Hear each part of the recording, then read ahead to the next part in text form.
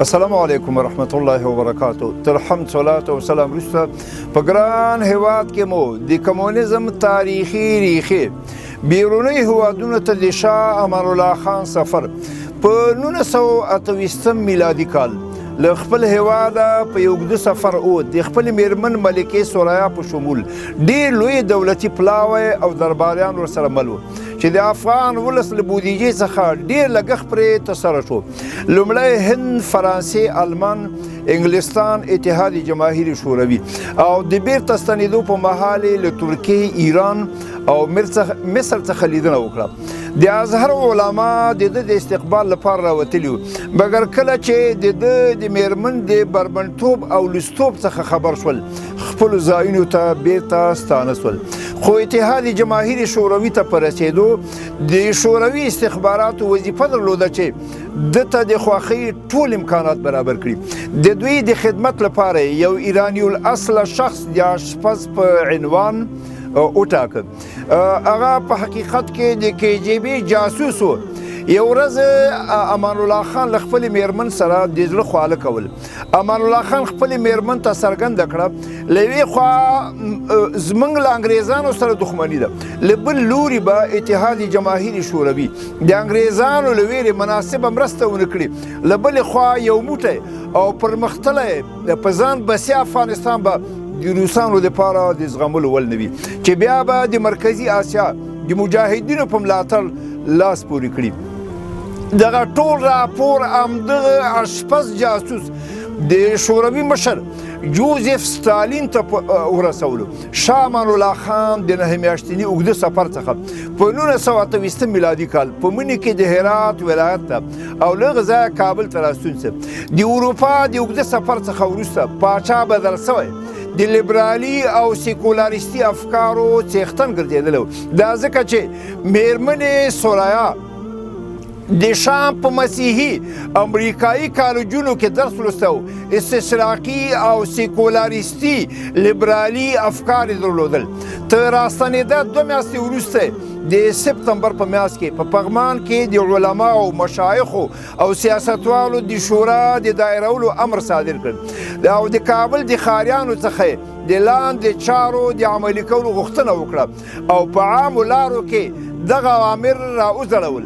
عام ښاریان، مامورین، چپړاسیان، نانبایان او په همدې توګه ډریوران، کلینران، بګیوانان او هټیوال به پتلون اغوندي.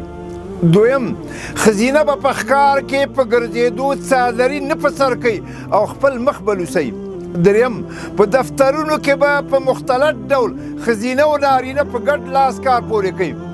تر هر څه د مخه دغه کار په خپلې ښځې عملي کړ.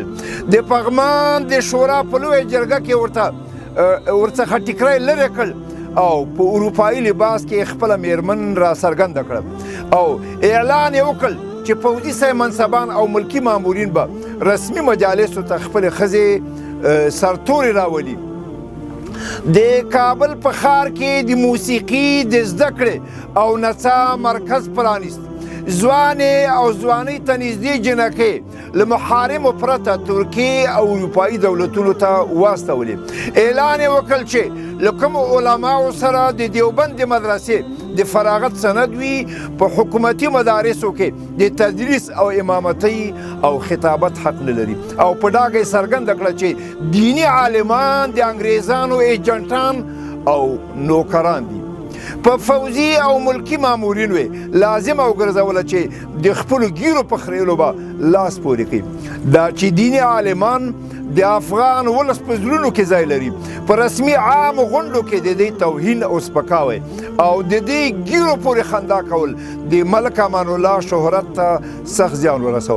د السلام علیکم الفاظ ارتجاعي عمل وباله او پر ځای لاس په نامه او مقابل لوري ته سر ټیټول لازم وګرځول. د جمعې د ورځې رخصتي پنجشنبې ته واړوله. تر 30 کلنۍ پورې د نارینه او ښځینه په نکاح بندیز ولګاو. د 22 کلن لپاره 2 کاله عسکري په جبري توګه لازمي وګڼل شوه. په دغه توګه علماو دغه چارې له اسلامه وتل عنوان کړل او په هغې د کفر فتوا صادره کړه او عام ولسونه د پاچا په ضد را وپارول. په پای کې امان الله خان کندهار ته وتښتېد. په همدغه مهال روسي لښکرې په افغاني لباس کې د افغانستان له حدودو په داسې حال کې راتېرې سوې چې الوتکو بدرګه کولې، مګر د هندوکش د غرونو په تړو کې د مقاومت له امله توقف وکړ. حبیب الله خادم دین رسول الله د کابل په تخت تکیه ولګوله.